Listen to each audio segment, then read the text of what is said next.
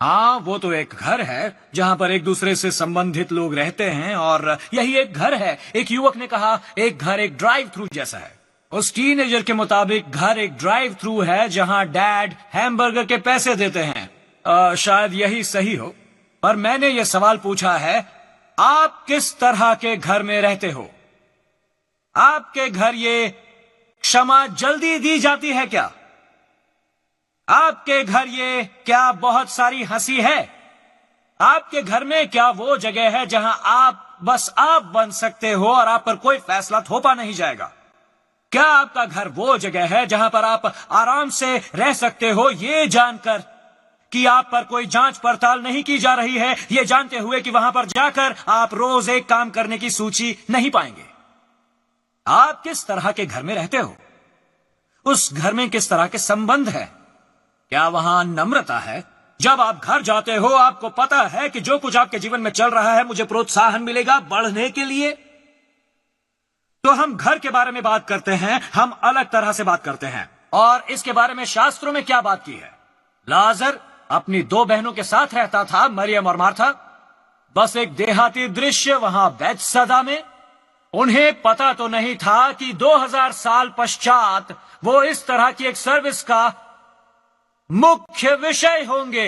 हजारों लोगों के साथ आज और युगों से करोड़ों लोग पढ़ रहे हैं वो छोटे से 5 वचन जो यीशु के साथ हुए इस मुलाकात के दौरान, उन लोगों से संबंधित जो उस घर में रहते हैं। अगर मैं आपसे कहूं कि पिछले कुछ महीनों से आपके परिवार के किसी एक सदस्य की अनुमति से आपके घर में कैमरा लगाए गए हैं, आवाज के साथ, और आज यहां पर रिकॉर्डिंग्स हैं, वो हम स्क्रीन करने वाले हैं। नाश्ता खाते हुए आपकी बातचीत और रात का खाना, और जब आप एक दूसरे से बात करते हैं वो। और वैसे तो ये इतना सही है कि हमारे पास वो बातें हैं जो आप आज सुबह कलीसिया जाने की तैयारी करते हुए कर रहे थे। हमारे पास ये सब कुछ है, थोड़े से क्लिप्स भी हैं, हमने एडिट किया है और मुझे दिखाने हैं वो क्लिप्स। आप सब उत्सुक होंगे इस बारे में जब तक मैं कहूंगा, हे फ्रैंक, ये आपके घर की हैं।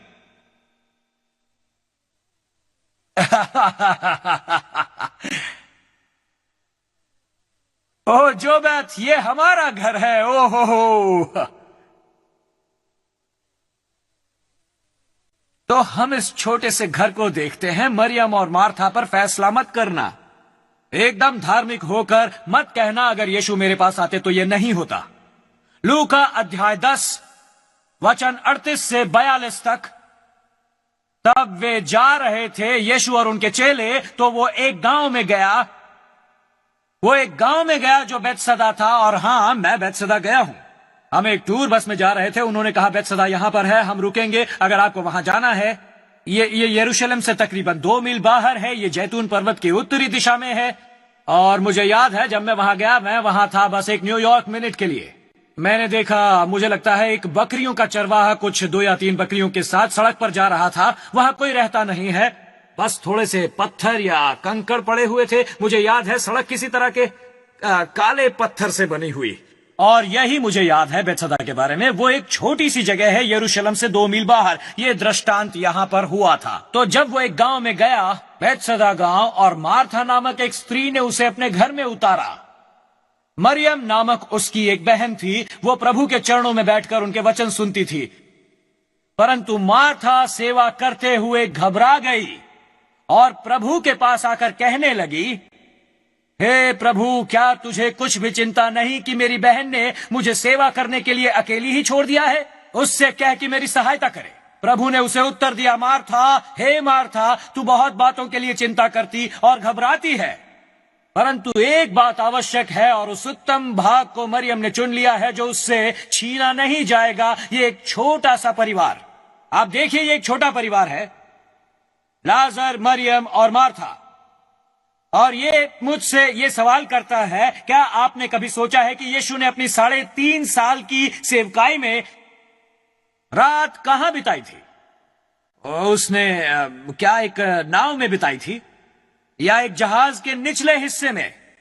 जो उनका नहीं था। समुद्र के किनारे एक छोटी सी आग के साथ उन्होंने रात बिताई होगी, एक चट्टान के बीच में उन्होंने रात बिताई होगी, एक गुफा के अंदर। और बाइबल में लिखा है कि मनुष्य के पुत्र के पास सिर रखने के लिए जगह नहीं थी, उसके पास तकिया नहीं था। उन 3.5 सालों में उनका घर नहीं था। शायद किसी तरह से ये छोटा सा कस्बा बैतसदा में एक भाई और 2 बहनों के साथ, और वैसे मरियम और मार्था दोनों वैसे तो मसीही थे, वो यीशु के शिष्य थे।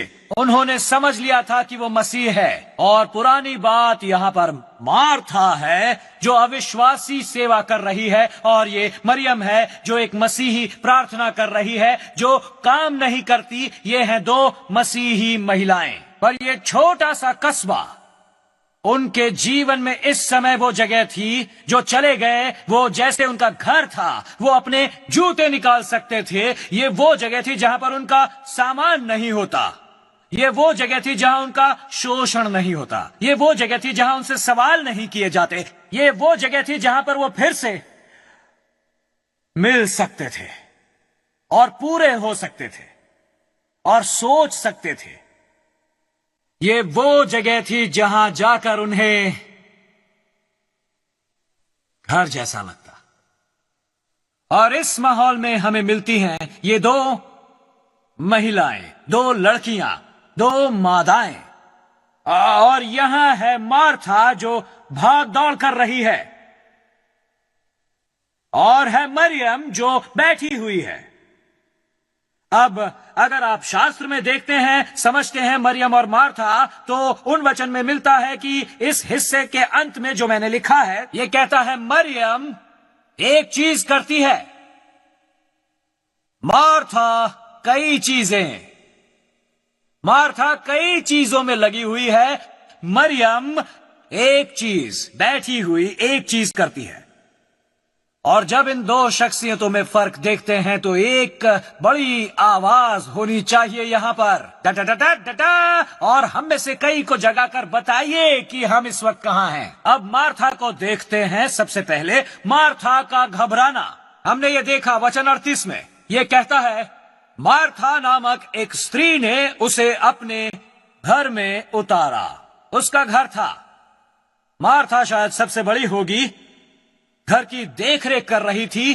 वो एक गुस्से वाली थी, एक टाइप ए वाली शख्सियत। उसने यीशु का स्वागत किया, और शायद सारे चेलों का भी उसके पास स्वागत सत्कार की खासियत थी।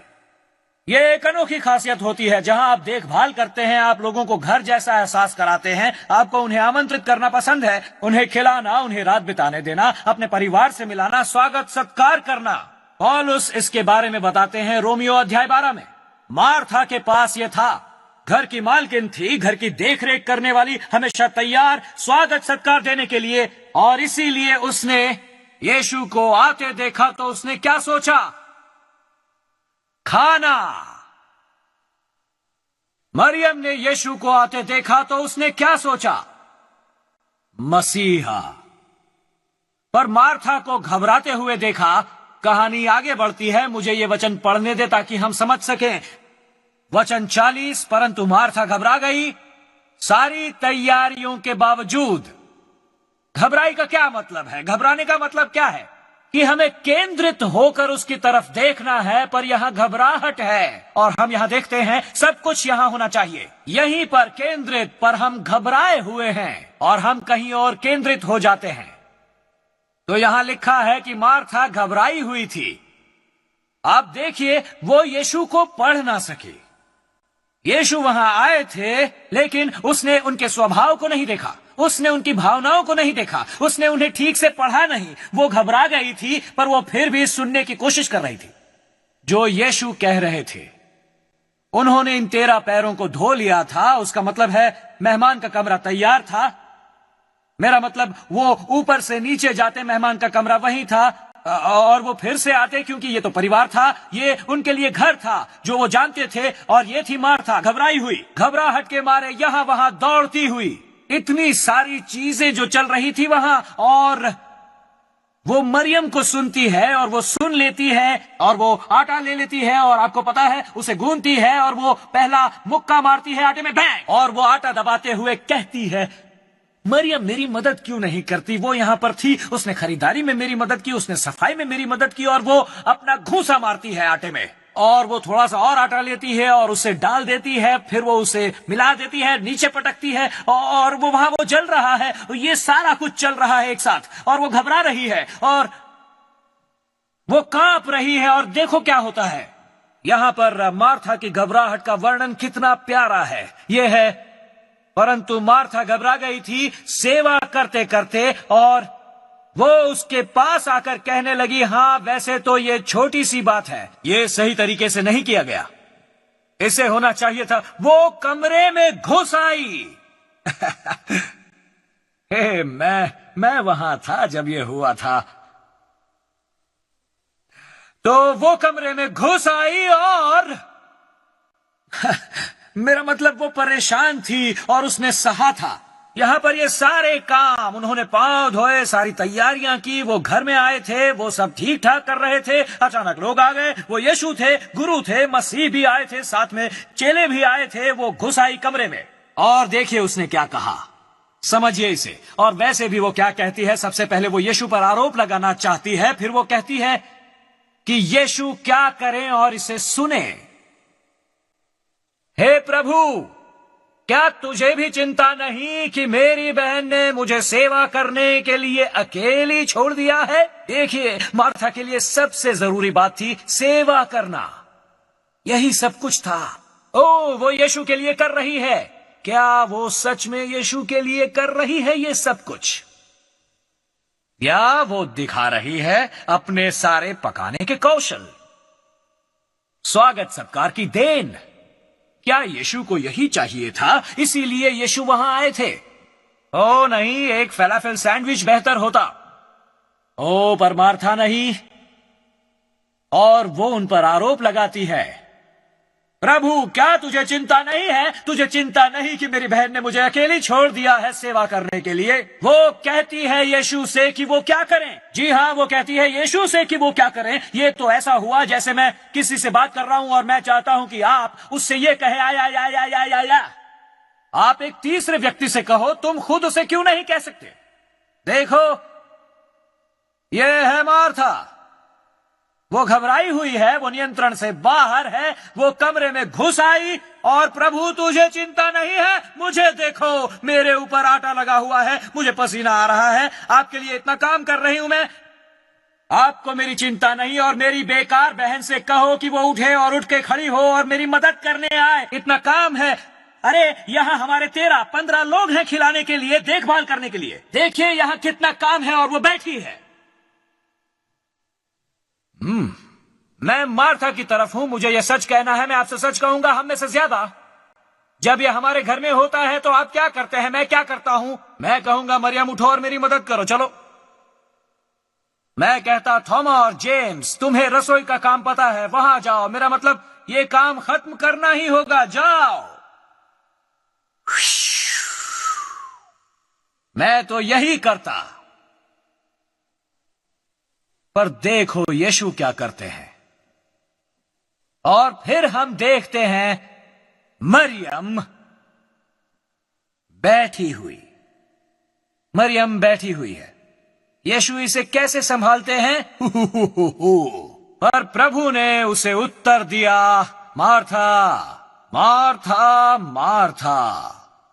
एक नम्र उत्तर गुस्से को हटा देता है। किस तरह हमें सीखना है कैसे नम्र जवाब दिया जाए। यीशु को देखो, मार्था मार्था मार्था, तुम चिंतित हो। और हां, वहां पर चिंतित शब्द का मतलब है कई तरह से बट जाना, कई टुकड़ों में। तुम चिंतित हो, तुम अंदर से बट गई हो और टुकड़े बिखर गए हैं, बस उतना ही। मैं चिंतित हूं, मैं बट गया हूं और अब टुकड़ों में बट गया हूं। एवरेस्ट बातें, राय का पहाड़ बातें। मार्था, तुम चिंतित हो। और देखो यीशु ने क्या कहा, और घबराई हुई हो। और यहां घबराने शब्द का मतलब है परेशान। एक नाव की तरह जिसे पानी में उल्टा कर दिया गया है और धारा उसे नीचे ले जा रही है। तो यह नाव जो नीचे जा रही है नियंत्रण खो चुकी है और उसे चलाने वाला नहीं है, पतवार नहीं है। तो आप चिंतित हो, आप अंदर से बट गए हो, आप उस नाव की तरह परेशान हो और आपकी शख्सियत, अपने स्वभाव को इसे आगे ले जाने देते हो क्योंकि आप चिड़चिड़े हो। आप निर्भर हो, आप परेशान हो, आप एक टाइप ए महिला हो, आप नियंत्रण में हो, ये आपका घर है, आप सब कुछ चला रहे हो, आप चिंतित हो, आप घबराए हुए हो। तनाव, देखा कि किस तरह तनाव इसे बिगाड़ देता है। आप चिंतित हो और घबराए हुए हो। और देखिए जवाब में यीशु ने क्या कहा, तुम बहुत बातों के लिए चिंता करती और घबराती हो। बहुत बातें, वाह, एक बड़ी तैयारी है। ओह, मुझे इन सारे ईमेल्स के जवाब देने, ओह मुझे तो अभी कॉल्स के जवाब देने हैं, कितना काम है मेरे पास। मैं कई लोगों को जानता हूं जिन्हें बताना पसंद है कितने बिजी हैं वो। ओह, मैं कितनी मेहनत कर रहा हूं, मेरे ऊपर कितना दबाव है, और मेरे पास आइडिया है। ओह, मैं जरूरी हूं क्योंकि मैंने ही तो आग में इतना लोहा डाल रखा है और मुझे टेंशन है इतनी, और ये सारे बड़े बड़े काम जो मैं कर रहा हूं, ये बड़ी बड़ी तैयारियां करनी है, सारे दोस्त, ये सारे कॉन्टैक्ट्स, अपनी पत्नी के लिए ये सब करना, मेरे परिवार के लिए करना, मेरे दोस्त, मेरे शौक, और ये सब बाकी की शौकिया चीजें और कलीसिया की चीजें जो मैं कर रहा हूं। मेरा मतलब, क्या ये सब अच्छी चीजें हैं जिसमें मैं शामिल हूं? देखो मैं कितना जरूरी हूं, महत्वपूर्ण हूं, ये है मेरा कार्यक्रम। यीशु साफ तरीके से कहते हैं, मार्था मार्था मार्था, तुम चिंतित हो, तुम घबराई हुई हो, तुम तो एक उल्टी नाव की तरह हो और तुम्हारी भावनाएं, तुम्हारा स्वभाव उसे बहाकर ले जा रहे हैं। वचन 40 पर वो कहते हैं, मार्था, एक ही बात आवश्यक है, एक ही बात। उस उत्तम भाग को मरियम ने चुन लिया है जो कभी भी उससे छीना न जाएगा। हम खाने वाले हैं, हमें फिर से भूख लगेगी। मरियम आराधना से क्या कर रही है, आप देखें। देखिए, इसका मतलब नहीं कि हम मरियम की तरह आराधना करें या हम मार्था की तरह सेवा करें। इसका मतलब है आराधना से सेवा आती है। अब बाइबल में बहुत सारी मरियम हैं। हम मरियम में गड़बड़ कर सकते हैं, मरियम मैगडेला, मरियम मगदलीना, मरियम मां, बहुत सारी मरियम हैं हर जगह बाइबल में। मुझे एक महिला मिली उस दिन, उसने कहा मेरा नाम मरियम के ऊपर से रखा गया। मैंने कहा कौन सी? यही बेतसदा की मरियम। और देखिए, हर बार बाइबल में बेतसदा की मरियम का जिक्र होता है और ये 3 बार है, वो उसी जगह पर है, वो हमेशा यीशु के चरणों में है। उसे आप कहीं और नहीं देखेंगे। हर बार जब बेतसदा की मरियम का जिक्र होता है, वो यीशु के चरणों में है। हम इसे इस भाग में देखते हैं। और वैसे भी जब वो यीशु के चरणों में है, एक बात पर गौर कीजिए, हवा में एक खुशबू है। क्या लगता है उससे क्या खुशबू आ रही है? खाना जो मार्था बना रही थी। आप उसे यूहन्ना अध्याय 11 में देखते हैं। वो यीशु के चरणों में रो रही है जब उसका भाई लाजर मरा और यीशु ने उसे दोबारा जिंदा कर दिया। वहां एक सुगंध है, और वो क्या है? वो है मौत की बदबू। वहां की हवा में थी मौत की बदबू। याद है, उन्होंने कहा था कि वो 4 दिनों से मरा हुआ है। उस पत्थर को वापस मत रखो, वहां मौत की बदबू थी। वो यीशु के चरणों में है, हवा में एक सुगंध है।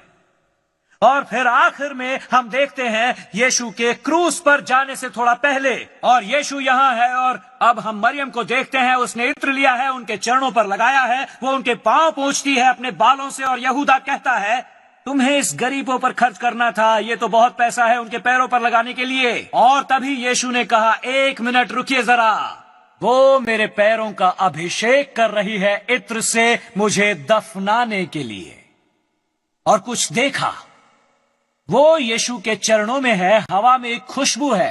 देखिए, हर बार, मुझे पता नहीं इसका क्या मतलब है, शायद इसका मतलब ये हो कि जब हम यीशु के चरणों में होते हैं, हम बेहतर सुन सकते हैं, ज्यादा देख सकते हैं, ज्यादा समझ सकते हैं, ज्यादा सूंघते हैं, हमारी सारी इंद्रियां जाग जाती हैं।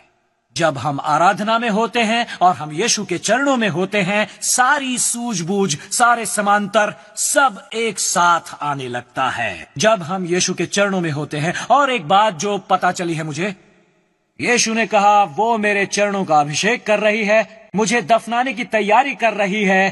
क्या आपको पता है कि इतिहास के उस पल में बेतसदा की मरियम एक ही व्यक्ति थी जिसे पता था कि यीशु मरने वाले हैं। वही इकलौती थी जो इसे समझी, इसे स्वीकार किया यही इत्र की वजह है। दफनाने के लिए अभिषेक करना जैसे कि रिवाज था, वही इकलौती थी। कोई कहेगा 1 मिनट, देखो यूहन्ना अध्याय 12, अध्याय 13, अध्याय 14 को देखो। यीशु उन चेलों को दोबारा कह रहे हैं, बार बार कह रहे हैं कई तरीकों से कि कैसे वो मरने वाले हैं। लेकिन क्या उन्होंने उन्हें सुना? नहीं, वो समझे ही नहीं, उन्होंने स्वीकार नहीं किया।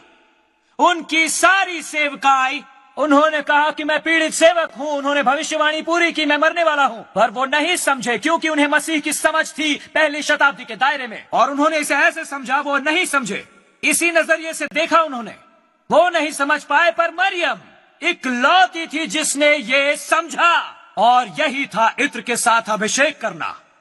पर मरियम अकेली ऐसी क्यों थी? यीशु ने दर्जनों बार इसे कहा था, पर मरियम ही क्यों इसे समझी? क्योंकि वो यीशु के चरणों में बैठकर सुनती थी, वो केंद्रित थी, उसने सुना, उसने इसे याद रखा, वो इसे समझी। अब वास्तव में इसका क्या मतलब है आपके और मेरे लिए 21वीं सदी में? वास्तव में हमें यहां यह देखना है कि हम एक मुश्किल से कैसे जूझते हैं। हम परीक्षा की घड़ी को कैसे संभालते हैं, चाहे यह परिवार की परीक्षा हो, चाहे यह एक माउंट एवरेस्ट जैसा पल हो, या हमारी पूरी जिंदगी हो, बड़ी से बड़ी समस्या। हम मुश्किल को कैसे संभालते हैं? यहां पर एक परफेक्ट फॉर्मूला है। सबसे पहले हम इस वचन में देखते और सीखते हैं कि मुश्किल के समय में हमें शांत रहना है। शांत रहने का क्या मतलब है? इसका मतलब है, ठीक से सुनो, अपनी भावनाओं को कुछ तय करने मत दो। हमें शांत रहना है, हमें शांत रहना है, और इसका मतलब है स्थिर रहो और जानो मैं परमेश्वर हूं। परमेश्वर को इसमें लाइए, स्थिर रहो और जानो मैं परमेश्वर हूं। स्थिर रहो, यही हमने यहां सीखा है। अगली बात हमने क्या सीखी है? यह मुश्किल आती है, हम क्या करें? हम कुछ समय निकालते हैं। समय निकालना, जब हम मसीह के साथ हैं तो हमारी क्या जरूरतें हैं? सबसे पहले परमेश्वर की इच्छा को खोजो, उनकी इच्छा, ना कि मेरी इच्छा। यही सबसे पहली जरूरत है, वो जो उन्हें चाहिए, ना कि मुझे चाहिए, ना कि मैं सोचता हूं। यही यीशु यहां पर जूझ रहे थे। मेरी इच्छा नहीं है, पर तुम्हारी इच्छा पूरी होगी। अपनी जरूरतों को समझो, फिर से करो, समय निकालो। तीसरी बात, इस बड़ी बात को समझो। दोस्तों, हम इन छोटे मकोड़ों को हमें बर्बाद करने देते हैं। हाँ, हम उन छोटी छोटी सुई से लहूलुहान होकर मर जाते हैं। पर जैसे हम सीख लेते हैं कि साथ करें, थोड़ा सा समय निकालें, आराम से रहें, थोड़े से शांत रहें, बड़ी बातों को समझे, ये कितना अच्छा होगा कि हम में से हर कोई मुश्किल पल में, चाहे एक राई का पहाड़ वाली मुश्किल हो या एक माउंट एवरेस्ट मुश्किल हो, माउंट एवरेस्ट मुश्किल, हमारे पास वो होगा जो मरियम के पास है। पहले तो हम शांत हैं। स्थिर रहो और जानो कि मैं परमेश्वर हूं। हमारी भावनाओं को ये मत तय करने दो हम कैसे जवाब देते हैं और किस तरह के कार्य करते हैं। अच्छा रहेगा हम शांत रहें। मुश्किल के पलों में अच्छा होगा ना, जो भी हो और जिस किसी से भी आप जूझ रहे हो, हम न सिर्फ शांत रहें, पर हम समय निकाल सकें अपनी जरूरतों को समझने का। समय निकालो अपनी जरूरतों को समझने का। उनकी इच्छा, ना कि मेरी इच्छा।